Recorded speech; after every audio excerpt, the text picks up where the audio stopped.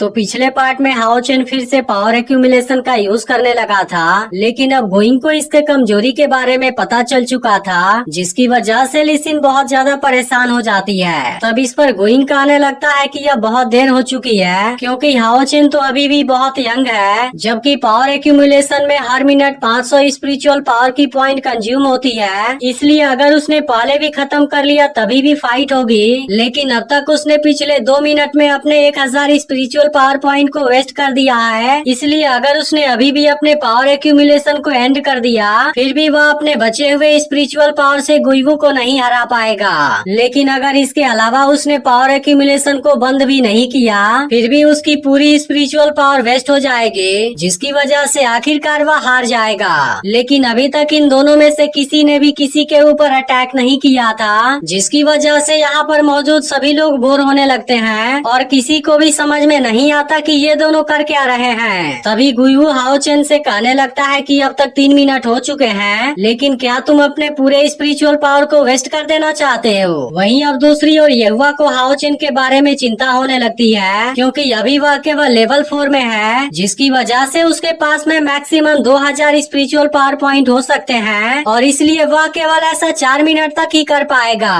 तभी गोइंग भी हाओ चेन से कहता है कि तुम केवल 4 मिनट तक ही टिक पाओगे। अब इसी बीच गुइवू का बिस्ट पार्टनर हाओ चेन के ऊपर अटैक करने के लिए एक्साइटेड होने लगता है, जिसके बाद गुइवू उससे कहता है कि तुम्हें जल्दीबाजी करने की कोई जरूरत नहीं है, क्योंकि हमें उसके स्पिरिचुअल पावर के खत्म होने का इंतजार करना है, जिसके बाद मैं अपने जहरीले खंजर का यूज करके उसे बहुत ही आसानी से हरा दूंगा। लेकिन अब कुछ ही देर में 4 मिनट का समय भी पूरा होने वाला था, जिसकी वजह से सभी लोग केवल हाओ चेन को ही देख रहे होते हैं। तभी 4 मिनट का समय भी पूरा हो जाता है, लेकिन हाओ चेन अभी भी पावर एक्यूमुलेशन कर रहा था, जिसे देख गोइंग बहुत ज्यादा परेशान हो जाता है और फिर कहने लगता है कि यह तो असंभव है, क्योंकि वह लेवल 5 में नहीं है, तब उसके पास में इतनी ज्यादा स्पिरिचुअल पावर पॉइंट कहाँ से है। लेकिन तभी हम देखते हैं कि हाओ चेन अपने स्पिरिट फर्नेस का यूज कर रहा था और इसके बाद वह गुइवू के ऊपर अटैक करने के लिए रेडी हो जाता है। अब यह देखते ही गुइवू उससे बचने लगता है, क्योंकि वह आखिर के 3 सेकंड से बचना चाहता है, जिसके बाद हाओ चेन की स्पिरिचुअल पावर पूरी तरह से खत्म हो जाएगी। अब इसकी वजह से लिसिन को हाओ चेन के बारे में चिंता होने लगती है, क्योंकि अब यह फाइट उसके लिए बहुत ही ज्यादा रिस्की हो गया था। इधर गोइंग भी हाओ चेन को देख रहा होता है और उसे पूरा यकीन होता है कि हाओ चेन उसके बेटे का कुछ भी नहीं कर पाएगा।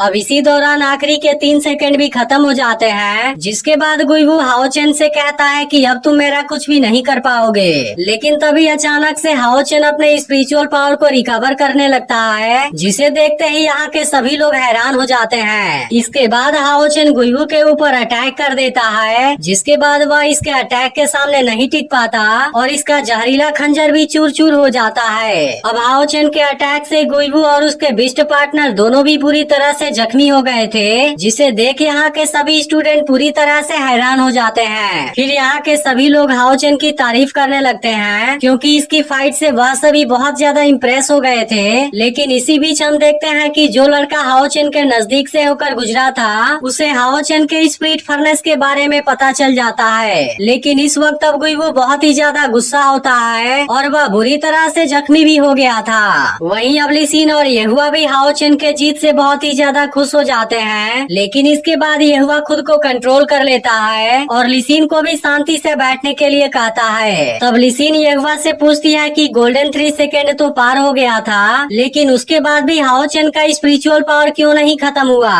लेकिन असल में येहुआ को भी इसके बारे में पता नहीं होता है, इसलिए वह लिसिन से कहता है कि अभी मैं इसके बारे में कुछ नहीं कह सकता, क्योंकि उस लड़के के पास में बहुत से सीक्रेट हैं। लेकिन तभी वह देखता है कि गुइंग भी बहुत ज्यादा गुस्सा हो गया है, जिसकी वजह से अभी येहुआ उसके पास में जाता है। तभी इसी वक्त गुइवू कहने लगता है कि ऐसा नहीं हो सकता, क्योंकि आखिरी 3 सेकंड भी खत्म हो चुका था, जिसकी वजह से तुम्हारी स्पिरिचुअल पावर बहुत पहले ही खत्म हो जानी चाहिए थी। लेकिन 4 मिनट बीत जाने के बाद भी तुम्हारे पास में स्पिरिचुअल पावर आ गई। इसलिए गुइवू अब रेफरी से कहने लगता है कि इसने गेम के रूल को तोड़ा है, क्योंकि वह जरूर ही लेवल 5 में पहुंच गया है। तभी इसमें से कुछ स्टूडेंट बात करने लगते हैं कि पावर एक्यूमुलेशन को 4 मिनट तक यूज करने में 2000 पॉइंट से ज्यादा स्पिरिचुअल पावर चाहिए, इसलिए कि हाओ चेन सच में लेवल 5 में पहुंच गया है। इसके बाद वह लड़का भी कहने लगता है कि ऐसा ऐसा लगता है इस बार यह गेम ज्यादा बोरिंग नहीं होगा। अब इधर खुद रेफरी भी इस बात से सोच में पड़ा होता है, लेकिन तभी यहाँ के हेड एल्डर उसे हाओ चेन का स्पिरिचुअल पावर पॉइंट चेक करने के लिए कहते हैं। इसके बाद रेफरी हाओ चेन के पास आकर उसके स्पिरिचुअल पावर को टेस्ट करने लगता है। तभी गोइंग येहुआ से कहने लगता है कि हाओ चेन ने मेरे बेटे के साथ में जरूर कोई चालाकी की होगी, लेकिन इस पर येहुआ कहता है कि असल में चालाकी तो तुमने किया है, और तुम्हें क्या लगता है कि मैं तुम्हारे जहरीले खंजर को नहीं देख पाया। अब इस बात को सुनकर गोइंग परेशान हो जाता है। तभी रेफरी अनाउंस करता है कि हाओ चेन के पास में 1880 स्पिरिचुअल पावर पॉइंट है, जिसकी वजह से वह अभी लेवल 5 में नहीं पहुंचा है, और इसलिए अब हाओ चेन को इस मैच का विनर अनाउंस कर दिया जाता है। अब यह देख यहाँ के सभी स्टूडेंट पूरी तरह से हैरान हो जाते हैं और गोइंग कहने लगता है कि यह तो असंभव है। इसके अलावा अब गुइवू भी बहुत ज्यादा परेशान हो गया था और उसे तो यकीन ही नहीं होता कि वह हार चुका है। वहीं अब येहुआ गोइंग से शर्त के बारे में बात करने लगता है। इसके बाद गोइंग येहुआ से कहता है, क्या तुम सच में मुझे थप्पड़ मारना चाहते हो? क्योंकि मैं तो सीयू सिटी का रिप्रेजेंटेटिव हूँ, इसलिए अगर तुम मुझे थप्पड़ मारते हो तब इसका मतलब होगा कि तुमने पूरे सीयू सिटी को थप्पड़ मारा है। इसके बाद वह येहुआ से कहने लगता है कि हिम्मत है तो आगे बढ़ो और मुझे थप्पड़ मार कर दिखाओ। तभी अचानक से येहुआ यहाँ पर एक बैरियर क्रिएट कर देता है और उसके बाद गोइंग को खींच कर एक थप्पड़ मारता है। फिर येहुआ उसे कहने लगता है, तुमने रिजल्ट के अलावा कभी भी किसी बात पर ध्यान नहीं दिया